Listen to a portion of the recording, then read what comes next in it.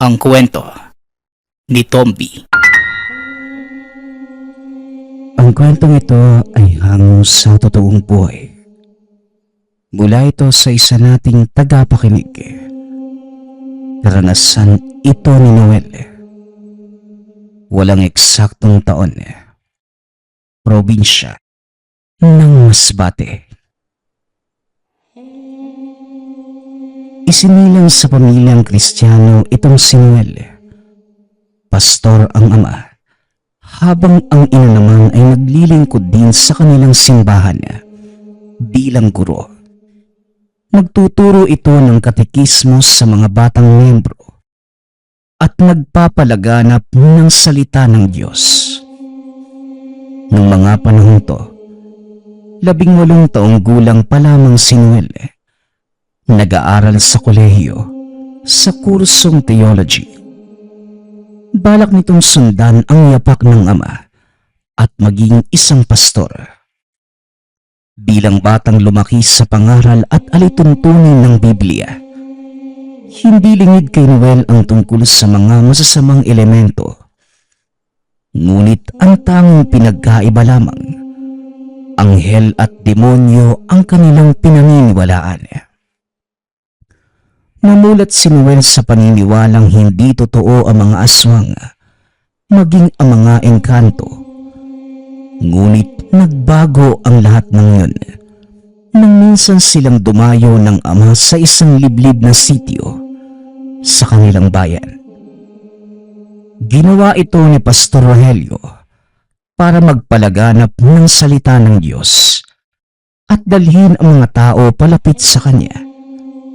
Ngunit hindi naging maganda ang karanasan ng mag-ama sa sityong yun. At kung ano ang nangyari, malalaman natin sa pagpapatuloy ng kwento. Nandito na tayo sa sityo. Pakibitbit ng bag ko, anak. Pagkababa mo ng sasakyan. Wika ni Tatay Rogelio habang bumababa ng sasakyan. Nakarating na sila sa isang malayong sitio na sakop pa rin ng kanilang bayan. Medyo masukal na ang daan sa paligid at kung titignan ng mabuti, mangilan-ngilan na lamang din ang mga kabahayan. Paanan na ito ng kabundukan kaya wala nang gaanong nakatira dahil hindi naabot ng elektrisidad ang lugar. Tatay, parang ang layo sa kabias na nitong napili mong lugar. May mga tao pa kaya rito? Tanong ng binatang si Noel. May nakikita ko mga bahay, Noel. Kaya huwag kang mawala ng pag-asa. Ang sabi nga ng mga apostol, kahit isa o 2 tao lang ang makikinig sa'yo, huwag kang magdadalawang isip na ipalaganap ang salita ng Diyos. Tugon ng ama. Opo, tay. Alam ko naman po yun. Kaso ang inaalala ko, napakalayo na nito sa bayan at baka abutin pa tayo ng ulan. Magtiwala ka lang, Noel. Ang Panginoon ang magbibigay ng lahat ng ating mga kailangan. Tara na, magsimula na tayong magbahay-bahay. Pag-uusap ng mag-ama. Naglakad ang mga ito papunta sa unang tahanan. Sinalubong naman sila ng mga tao. Nangaral si Pastor Rogelio at pagkatapos, lumipat na ito sa ibang bahay. Ngunit sa pagkakataong yun, hindi sila pinutuloy ng mga nakatira roon. May mga tao din palang ayaw makinig ng salita ng Diyos, tayo, no? Tanong ni Noel. Anak, hindi lahat ng tao makukuha natin ang kalooban. Minsan panapanahon lang yan. Siguro hindi pa oras para madinig nila ang magandang balita. Hindi pa sila tinatawag ng Panginoon. Pero tandaan mo, anak, darating ang oras na sila mismo ang maghahanap ng kaharian ng Diyos. Wika ni Tatay Rogelio Habang nag-uusap ang mag-ama, may lumapit naman sa kanila na isang matandang babae. Mukhang uulan na. Bakit hindi mo na kayo tumuloy sa aking munting tahanan? Wika ng matandang babae. Nako, oo nga po. Maraming salamat nanay ha. Pero tutuloy na lang siguro kami sa pagbaba sa bayan. Tugon ni Tatay Rogelio. Hindi na kayo makakadaan sa kalsada. Maya-maya lang, babalutin na ng putik ang daan. Tignan ninyo, umuulan na sa itaas ng bundok. Muling wika ng matandang babae. Nakita naman ni Tatay Rogelio na napakakapal ng ulap sa kabundukan at alam niyang malakas na ang ulan doon. Nako, mukhang hindi nga tayo makakabalik ng bayan sa ngayon anak. Sige po nanay ha. Tara na, saan po ba banda ang bahay ninyo? Tanong ni Tatay Rogelio. Ay, malapit lang dito iho. Tara na, bago pa tuluyang bumuhos ang malakas na ulan. O sige po nanay. Noel, sumama ka kay nanay at aayusin ko lamang ang pagkakaparada ng sasakyan. Wika ng ama. Matapos maisaayos ang sasakyan, sumunod na din si Tatay Rogelio sa matanda. Nakita nito ang tahanan. Namangha dahil punong-puno ng mga namumulaklak na halaman ang paligid. Isang binata ang nag-abot ng maiinom sa dalawa. Magandang hapon po sa inyo. Eto, may inom. Sandali lang po ha. Kukunin ko lang yung kakanin sa kusina. Siguradong gutom na kayo Wika ng binata. Maraming salamat iho. Napakabait niyo ng lola mo. Pagpalain nawa kayo ng Panginoon. Ito lamang ang paraan para makabawi kami sa kasalanan ng aming angkan sa ama. Ang paggawa ng kabutihan sa mga tao. Tugon ng matanda. Bahagyang napaisip ang pastor sa sinabi nito at iba ang pagkakaunawa. Nanay, lahat naman ho tayo may obligasyon sa ama na kailangan nating tuparin. Ito ang ating misyon sa mundo at pangunahing dahilan kung bakit tayo nilikha. Wika ni Tatay Rogelio. Hindi mo nauunawaan ang sinasabi ko, pastor. Pero hindi na yun mahalaga. O siya, kumain na muna kayo bago pa lumamig ang kape at ang suman. Wika ng matandang babae. Habang kumakain ang dalawa, bigla namang bumuhos ang napakalakas na ulan. Halos hindi na makita ang daanan. Mukhang hindi talaga tayo makakauwi nito, tay. Sobrang lakas ng ulan Wika ni Noel. Oo, imposible talaga makababa kayo sa bayan sa ganyang kalakas na ulan. Dito na po muna kayo magpalipas ng gabi. Bukas ng umaga, titila din ang ulan at mas ligtas ang pagbaba sa bayan. Tugon ng binatang kasama ng matanda.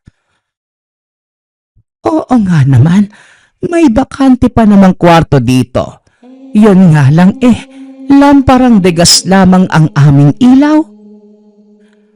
Ayos lang po yun, nay. Wala pong problema sa amin yon. Sanay kami sa ganitong buhay, lola. Auring nga pala ang pangalan ko. At ito naman ang aking apo, si Gino. Ako naman po si Rogelio. At ito naman po ang anak kong si Noel.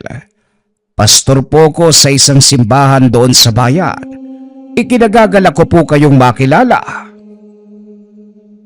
Ganoon din kami. ikinalulugod ko na tanggapin kayo sa aming tahanan. Pag-uusap ng mga ito, buong gabing nag-usap ang apat sa sala hanggang sa dalawin na lamang ng antok ang matanda at nagpaalam para matulog. Ngunit laking pagtataka ng mag-ama nang magsabi si Gino na mananatili itong gising. Sige na po, Lola. Ako na po yung magbabantay. Magpahinga na lang po muna kayo. Wika ni Gino. Pumasok ang matanda sa silid. Habang naiwan naman si Gino, isinara nito ang lahat ng mga pinto at bintana. Teka pare, bakit kailangang magbantay? At sino ang dapat bantayan? Tanong ni Noel. Kayo po, Pastor. Dahil dayo kayo sa lugar na ito, siguradong marami ang dadayo para bisitahin kayo. Bakit kailangang bantayan? Kung dadalaw sila at mabuti naman ang intensyon, hayaan na lamang natin. Wika naman ni Tatay Rogelio. Hindi po ninyo naiintindihan, Pastor. May mga nilalang sa paligid na bala kayong gawing hapunan. Hindi lahat ng nakatira sa baryong to tao. Teka, anong ibig mong sabihin, Gino? Anong hindi tao? Ewan ko kung maniniwala kayo sa mga sasabihin ko. Pero may mga aswang na nakatira dito At kabilang kami ni Lola Auring sa mga yon. Pagsisiwalat ng binata. Magtatanong pa sana si Noel nang biglang may kumatok sa pintuan. Tatayo na sana si Gino para pagbuksan ito nang biglang lumabas ng silid si Aling Auring. Sandali lang, Gino. Hayaan mong ako ang magbukas ng pinto. Wika ng matanda. Naglakad si Aling Auring papunta sa pintuan at bahagya itong binuksan. Magandang gabi, Aling Auring. Balita ko, meron kayong mga panauhin na mula sa kabayanan. Maaari ba namin silang makita? Tanong ng lalaki mula sa labas ng bahay. Nilingon ng matanda sina Pastor Rogelio at sinenyasan na huwag gagawa ng ingay. Naku, pasensya na, Ador. Pero tulog na yung aming panauhin. Nagpapahinga na sila dahil pagod sa mahabang araw ng pangangaral. Wika ni Aling Auring. Naaamoy ko yung mga panauhin mo. Baka naman pwedeng masilip sila kahit sandali lang. Tugon ng lalaki. Magtigil ka nga, Ador. Baka nakakalimutan mong nasa pamamahay kita at batas ko ang masusunod dito. Alam mo, bakit ba ang hilig mong ipagtanggol yung mga dayo? Wala naman silang ginawa, kundi tuligsain ang uri ng pamumuhay na meron tayo. Wala tayong dapat pag-usapan tungkol sa bagay na yan. Sinabi ko na sa inyo noon pa na wag niyong gagalawin ang mga bisita ko o sino mang dadalaw sa aking pamamahay. Pag-uusap ng dalawa. Bahagyang tumaas ang boses na matanda. Dito na nakaramdam ng tensyon si Noel, kaya binulungan nito si Gino.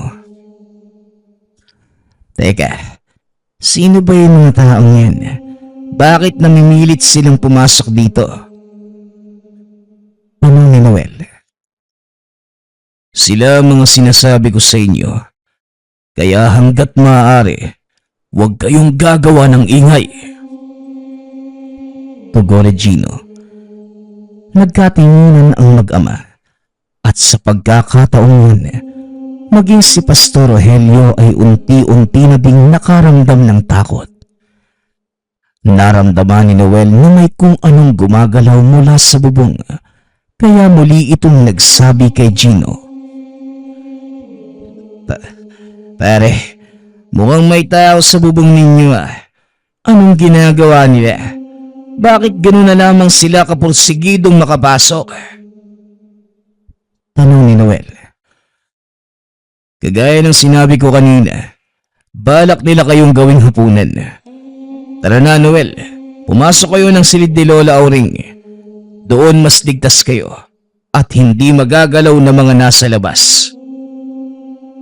Wika ni Gino. Sinasabi mo ba na aswang ang mga tao sa labas ng bahay? Hindi kaya mga lasing lang na nanggugulo? Maniwala man kayo o hindi, Pastor, mga aswang ang taong yun na nasa labas. Dumito lang po muna kayo sa silid at wag na wag kayong lalapit sa bintana. Delikado, kami nang bahala ni Lola. Wika ni Gino. Matapos magsalita, isinara ng binata ang pinto at lumapit sa matanda. Naroon pa din ang taong nagngangalang Ador. Napilit itinutulak ang pintuan. Sige na, tanda. Papasukin mo na kami. Huwag mong sarilinin ang biyaya.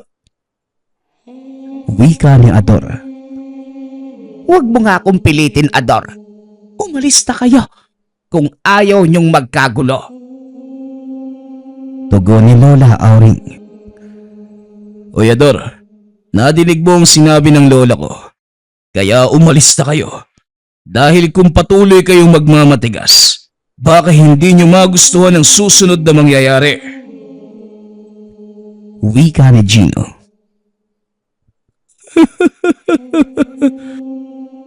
Huwag na huwag lang kayong matutulog. Dahil sa oras na ibaba niyo ang depensa niyo, hindi kami magdadalawang isip na pasukin ang tahanan niyo. Punong-puno na kami sa pagtatanggol na ginagawa niyo sa mga tao. Alam niyo naman kung ano ang silbi nila para sa atin, di ba? Pagkain lang sila, tanda. Hindi mo sila dapat pinag-aaksayahan ng simpatya. Kung ang turing nyo sa mga tao ay pagkain, ibahin nyo kami. Matagal ko nang iwinaksi ang pagkain ng laman ng tao. Dahil lalo lamang nadadagdagan ng kasalanan natin sa Ama. Hindi ko hahayaan na ang henerasyong nagmula sa akin ay sasapitin ang dinanas ng aming mga ninuno. Sapat niyang kaparusahan ng sumpa sa katauhan natin. Pinapatunayan mo lang na mahina ka na, Aling Auring. Hindi na ikaw ang tinitingala at kinatatakutang pinuno ng mga aswang. Siguro napapanahon na para may pumalit sa'yo. At anong gagawin mo, Ador? Huwag na huwag kang magkakamali dahil hindi ko kayo uurungan. Oo, inirerespeto namin ang inyong paniniwala. Kaya sana ganoon din ang gawin ninyo. At huwag na huwag mong iisipin na mahina na kami dahil hindi lang laman ng tao ang nagbibigay ng lakas sa amin. Subukan niyong manggulo ngayong gabi at matitikman niyo ang bangis ko. Uy! Masyado ka namang mayabang, Gino. Wag na wag lang kayong magkakamaling matulog, ha? Dahil sisiguraduhin ko na hindi na kayo magigising. Banta ni Ador. Dinig na dinig ng mag-ama ang pinag-uusapan ng mga ito. Maging si Pastor Rogelio, hindi makapaniwalang napadpad sila sa isang baryo na pinamumugaran ng aswang. Hindi ko inaakala na mararanasan natin ito, Noel. Patnubayan nawa tayo ng Panginoon.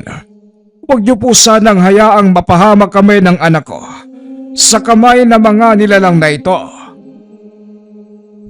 Panalangin ni Pastor Rogelio. Maya-maya ay pumasok na si Gino sa silid. Nakangiti ito. Patunay lamang na wala ng panganib sa labas. Pastor, Noel, umalis na sila. Kaya maaari na kayong lumabas ng kwarto. Wika ni Gino. Maraming salamat sa Diyos. Pero kumusta naman ang Lola Auring mo?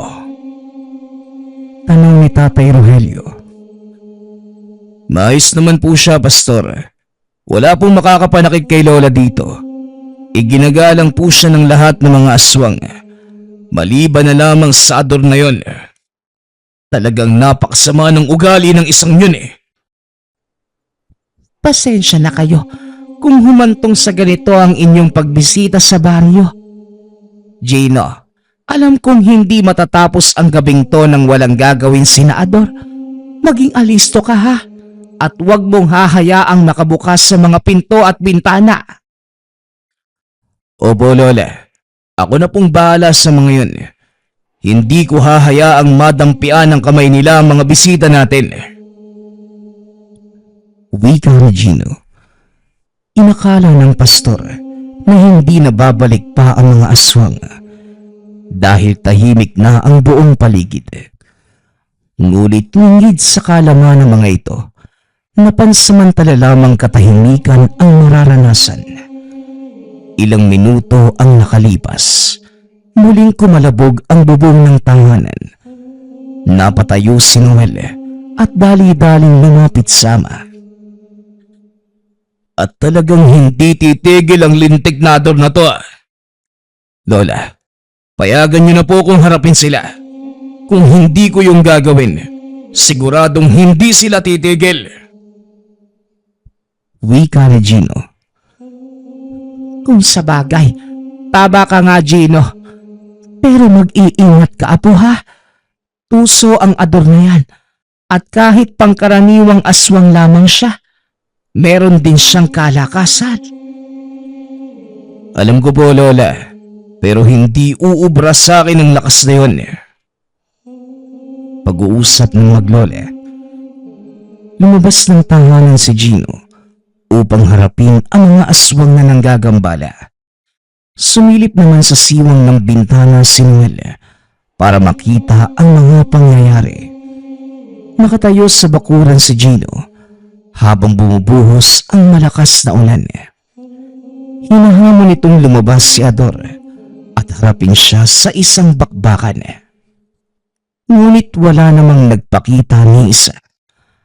Alam ng binata na nasa paligid lamang ang mga kalaban.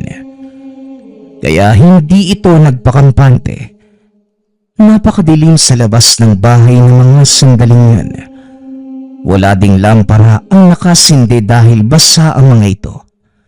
Tanging liwanag mula sa loob ng tahanan ang nagsisilbing ilaw.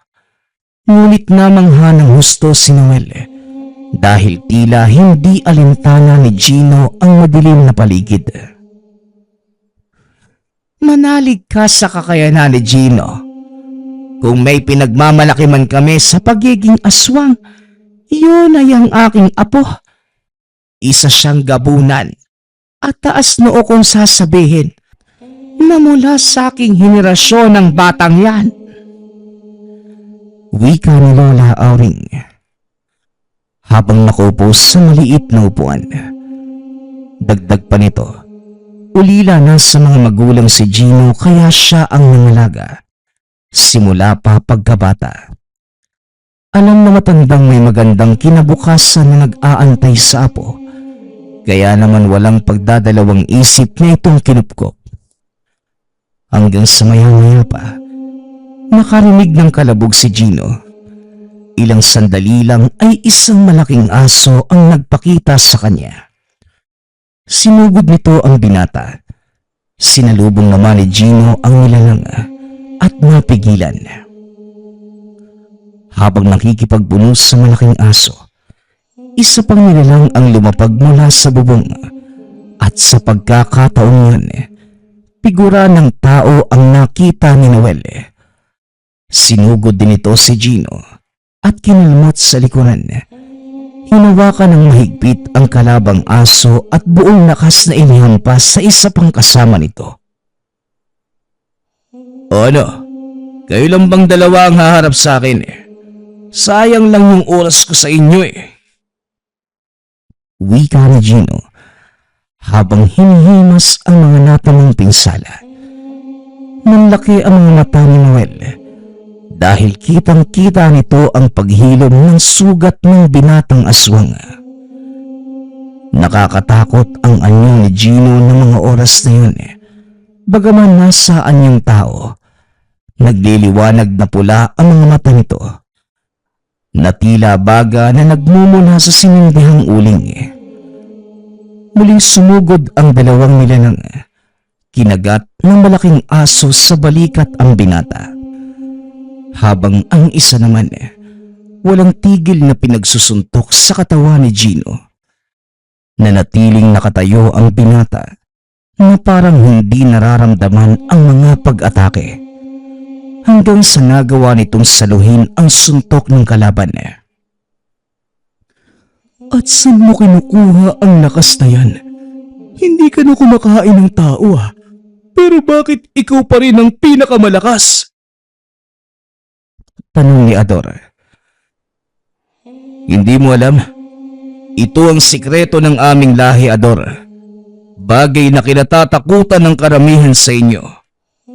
Kaya ngayon, ipapamalas ko sa iyo ang rason kung bakit inirespeto kami ng mga kapwa natin aswang. Wika ni Gino. Hinila nito ang braso ni Ador. Inihampas sa malaking aso. Napasigaw ang nilalang dahil tumusok sa katawan nito ang matatalas na kuko ni Ador. Sinakal ng binata ang aso at dahan-dahang itinaas. Sinipa nito si Ador at tumalsik sa malayo. Kinuha ang pagkakataon upang tuluyang tapusin ang kalabang nilalang. Gamit ang kanyang matatalas na kuko, dinukot ni Gino ang puso ng malaking aso at sa mismong harapan ni Ador, kinain niya ito. Halos isuka ni Noel ang lamang loob nang makita ang ginawa ni Gino. Matapos kainin ang puso, hinarap nito si Ador na nooy nanginginig ng sa takot. Patawad, Gino. Hindi na ako uulit. Pakiusap, buhayin mo lang ako kung saan akong lalayo sa lugar na ito. Pagmamakaawa ni Ador habang gumagapang paatras. Alam mo, pasensya ka na, Ador, pero hindi ko na maaaring pagbigyan ng kahilingan mo. Ilang beses na kitang binalaan, pero hindi ka pa din tumitigil. Wika ni Gino. Hindi mo naman ako masisisi. Maraming taon na din kami nagtitiis sa karne ng mga hayop. Mga aswang kami na nasanay kumain ng laman ng tao. Kaya hindi mo maaalis sa amin na masabik. Kagaya ng sinabi ko, huli na para sa mga paliwanag mo. Wika ni Gino. Biglang nawala ang binata. Kinuha naman ni Ador ang pagkakataon para tumakas. Ngunit hindi pa man ito nakakahakbang. Biglang nahulog ang ulo nito at tuluyang bumagsak ang katawan sa lupa. Muling nagpakita si Gino at sa pagkakataong yun, dinampot nito ang ulo ni Ador at tinaas. Tandaan ninyong lahat, alam kong nanonood kayo. Magsilbi sanang aral sa lahat ang nangyari kay Ador. Simula sa araw na ito, walang sino man sa inyo ang gagalaw sa aming mga panauhin o sa iba pang mga dadayo sa lugar na ito. Ang sumuway sa utos ko, sasapitin ang ganitong uri ng kaparusahan. Banta ng binata. Biglang nagsipulasan ang mga nilalang na nagtatago sa dilim. Sabay nito ay ang pagtila ng ulan. Hindi na maramdaman ni Aling Auring ang presensya ng mga nilalang sa paligid, kaya binuksan na nito ang pintuan. Gino, iligpit mo na ang katawan ng mga yan. Ilang minuto na lang sisikat na ang araw. Ayokong makakita ng abo ng kapwa natin aswang sa bakuran. utos ni Lola Auring. Opo, Lola. Ako na pong bahala dito. Tugon ni Gino. Hindi makapagsalita si Pastor Rogelio dahil sa mga nasaksihan niya. Minsan hindi nito inisip na totoo pala ang mga aswang. Tatay, nananaginip po ba ako? Tanong ni Noel. Sa palagay ko, anak, hindi. Nakita ko rin ang lahat ng mga nakita mo. Imposibleng magkasabay tayong nananaginip. Tugon ni Tatay Rogelio. Tay, minsan hindi ko naisip na totoo pala ang mga katulad nila Gino. Ngayon ko lang din napatunayan na hindi lang tayo mga tao ang namumuhay sa mundong ito.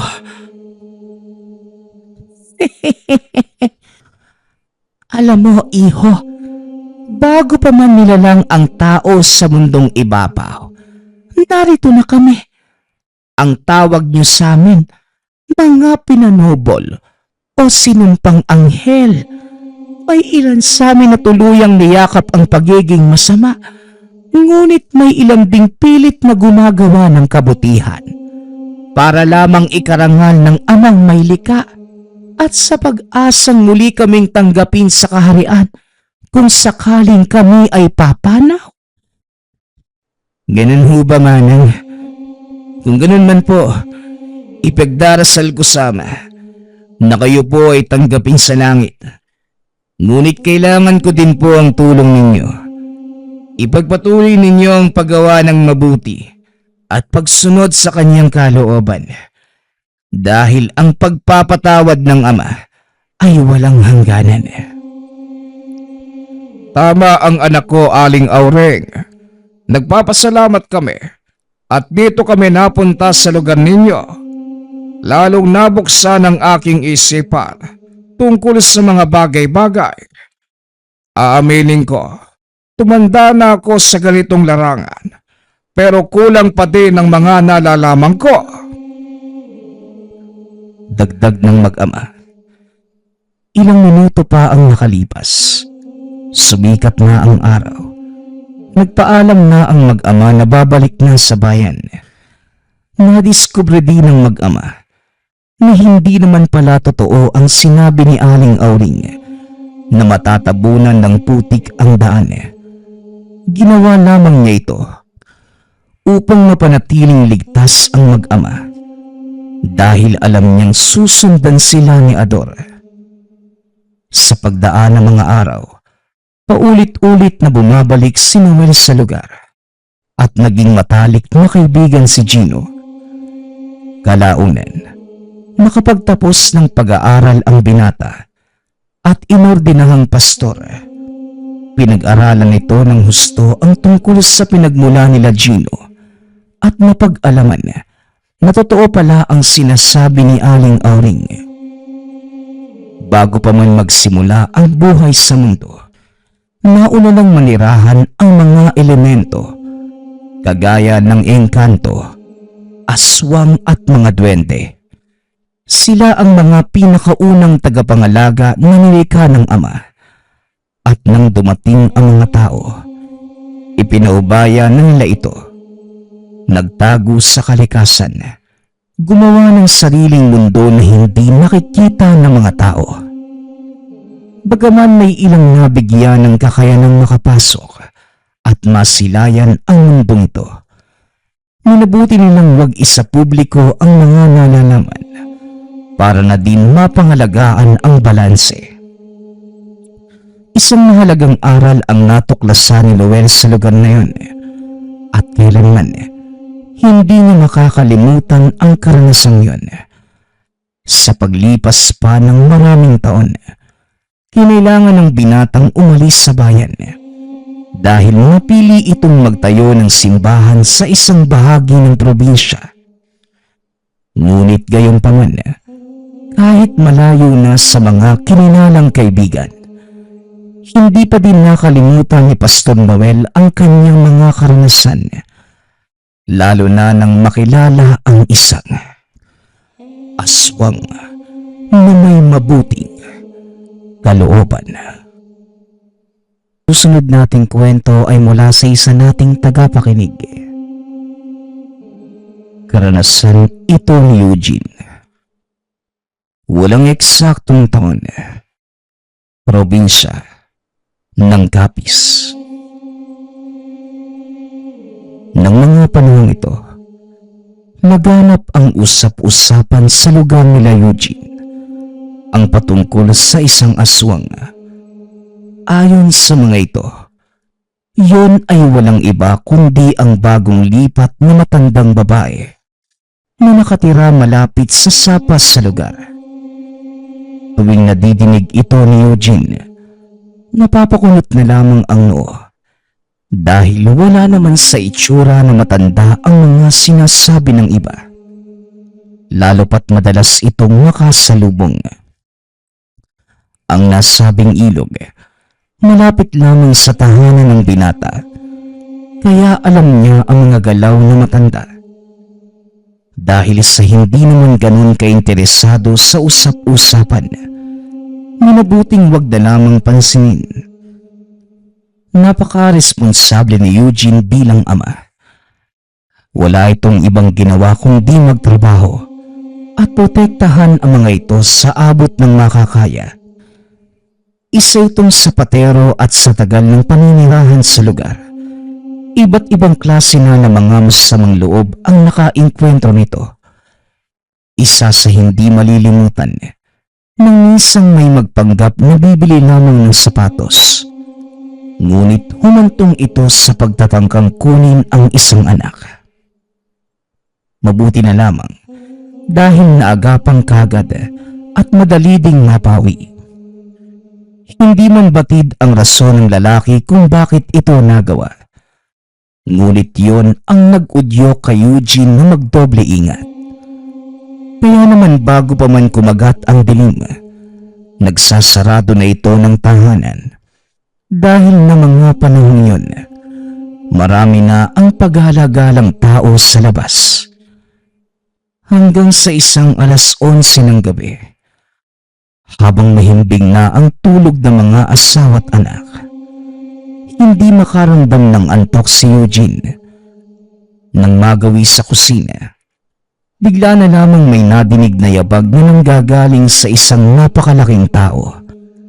Dahil sa bigat ng bawat pagtapak nito. Nang walang ano-ano'y, bigla na lamang may kumalampag sa bubungan. Kaya nagmamadali siyang lumabas ng tahanan. Pagkalabas ni Eugene, ganoon na lamang ang pagkabigla nang makita ang isang walang saplot na babae. Nang makatitigan, nakita ni Eugene na kulubot na ang balat. Kaya alam niyang matanda na ang babae. Ngunit hindi naman niya ito namukaan dahil natatakpan ng buhok ang buong mukha at may mapupulang mga mata. Naglalaway din ito na tila may naaamoy na kung anong masarap na pagkain. Nagmamadali namang bumalik sa loob si Eugene para kunin ang naitatagong itak. Nang mga oras na yun, alam niya sa sarili na aswang ang nasa bubong. Pagkabalik sa labas ng tahanan, pababa na ang nilalang sa bubungan. Inabangan ito ni Eugene sa posibleng daanan at nagkahabulan pa ang dalawa. Hindi pa man nakakalayo, napisod ang nilalang kaya naman sinamantala na ito ni Eugene para mahagip ng dalang itak. Nagtagumpay naman ang lalaki. Nasa 3 mahabang sugat ang markang nagawa nito bago pa man tuluyang nakaalis ang nilalang. Hindi na rin ito nahabol pa dahil sa napakabilis tumakbo ng aswang. Matapos yun, bumalik na sa loob si Eugene para siguraduhin nasa maayos na kalagayan ang mga anak at asawa. Naabutan naman niyang himbing pa rin ang pagkakatulog ng pamilya, kaya nakampante na kahit papano. Nang sumunod na araw, dahil ayaw nang maulit pa ang pangyayari noong nakaraang gabi, Lumapit ito sa isang matandang kapitbahay na nagngangalang Tandang Seryo. Sa tagal ng paninirahan sa lugar, dito lamang nababahagi ni Eugene ang mga karanasan niya. Ang matanda ang kanyang pinaka-pinagkakatiwalaan sapagkat sa anumang bagay, may alam ito lalo pat isa itong manggagamot noong kabataan niya. Ngunit hindi na ito ipinagpatuloy pa dahil tutol ang lahat ng kapamilya. Nang matapos namang maibahagi ni Eugene ang mga pangyayari, napasabi na lamang ang matanda ng, Ako, wag na tayong lumayo pa. Sigurado kung ang may gawa niyan ay walang iba, kundi yung matandang bagong lipad. Ganto na lamang ang gawin mo, Eugene. Mamayang hapon, bago pa sumapit ang dilim, pumunta ka sa bahay ng matandang babae. Siguraduhin mong matungtungan mo kahit yung unang baitang lamang papunta sa pintuan. Kahit hindi ka pagbuksan, kumustahin mo siya sa malakas na boses. Tapos banggitin mo ang pangalan niya ng sa ganong paraan.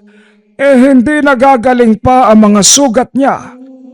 Dito mo na rin madediscover kung siya nga talaga ang nilalang na nasa bubong niyo kagabi. wika ni Tandang Seryo. Kagad namang tumango si Eugene at sinabing susundin ang payo ng kaibigan si Tandang Seryo. Matapos ang kaunti pang pag-uusap ng dalawa, umuwi na rin ito para ipagpatuloy ang mga tinatahing sapatos.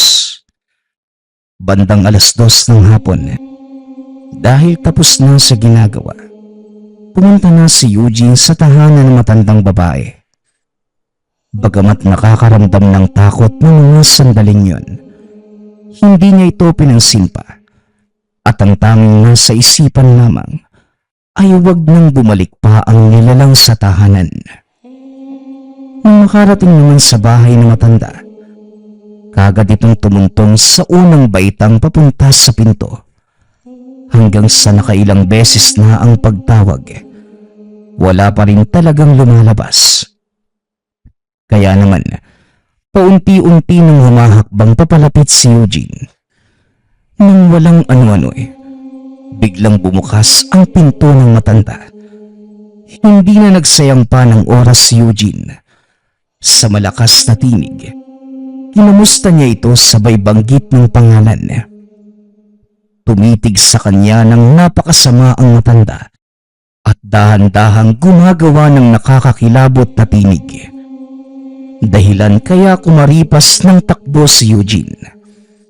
Dumiretso ito sa tahanan ni Tandang Seryo. Natawa na lamang ang matanda at sinabing, wala nang dapat pang ipag-alala dahil napagtagumpayan na ang balak. Dagdag pa nito, ang pangangamusta sa aswang ay magiging sanhi para hindi na makalabas pa ng tahanan. Hindi na nito makakayanan pang pumunta sa ibang lugar dahil sa mga sugat na natamo. Ayon pa sa albularyo, ang mga aswang ay kinakailangang pahilumin muna ang mga sugat bago muling makapambiktima. Dahil sa mga nadinig, kumalma na rin si Eugene. Nang sumunod na araw, 9:00 ng umaga, dumalo mismo sa tahanan si Tandang Seryo. Eugene, halika, samahan mo ko't pupuntahan natin yung aswang. Kailangang masundan ko ng dasal ang ginawa mo kahapon para tuluyan ang mapilayan ang nilalang. Wika ni Tandang Seryo.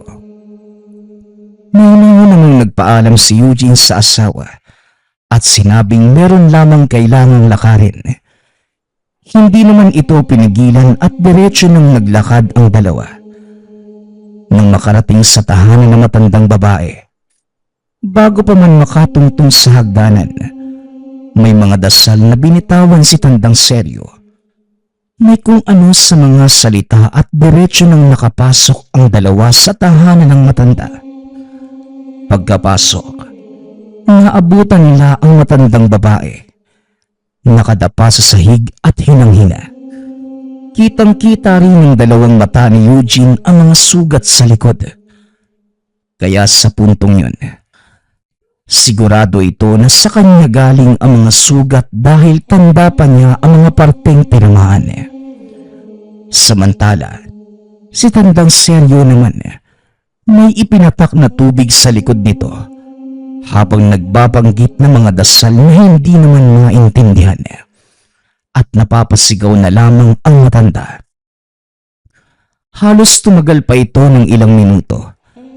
Kaya naman maging si Eugene, hindi na mapakali dahil bakas na sa mukha ng nilalang ang labis na sakit na nararamdaman. Nang tuluyang matapos, ngumiti na lamang si Tandang Seryo at sinabing,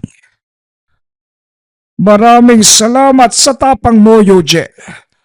Ngayon, maghihintay na lang tayo ng ilang araw para maglaho ng tuluyan ang nilalang na ito. Halika na, kailangan nating maisara ng maayos ang tahanang ito para hindi na siya mailigtas pa ng kanyang mga kalahi. wika ni Tandang Seryo. Dahil dito, naghanda na si Eugene.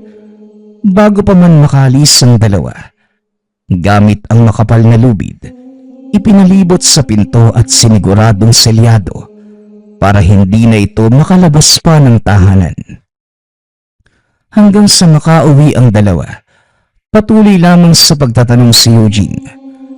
Ayon naman sa kasamang matanda, ito na ang huling araw na makakasama ito dahil kinakailangan ng bumalik sa sariling probinsya. Hanggang sa lumipas pa ang 2 linggo, pumutok na ang bali-balita sa lugar na may napakabahong umaalingasaw sa tahanan ng matandang babae. Bigla na lamang din nagkamatay ang mga puno malapit sa tahanan nito. Dala ng kuryosidad, lakas loob na pinasok ng mga kapitbahay ang loob ng tahanan. Ngunit wala namang naabutan ditong bangkay o kung ano paman. Maging siya ay pumasok na rin, ngunit hindi na nakita pa ang matandang babae. Ganun na lamang ang pagtataka ni Eugene dahil sobrang baho sa paligid ngunit napakalinis naman ang tahanan. Magmula ng araw na yun, umusbong ang usap-usapan sa lugar na totoong aswang nga ang matanda. Samantalang si Eugene naman, nanatiling tahimik lamang kahit may kinalaman pa ito sa mga nangyari. Naging palaisipan man kung nasa na si Tandang Seryo dahil hindi na ito muling bumalik pa sa lugar nila Eugene. Ngunit ang hindi mawala-wala sa isipan ay nang minsang matalo ang nilalang sa pamamagitan ng pagtungtong sa unang atangan ng tahanan. Nagpapasalamat nga pala ako sa lahat ng sumusuporta sa ating channel. Nawa ay patuloy niyong suportahan at pakinggan ang ating mga kwento. Hanggang sa muling pakikinig. Paalam.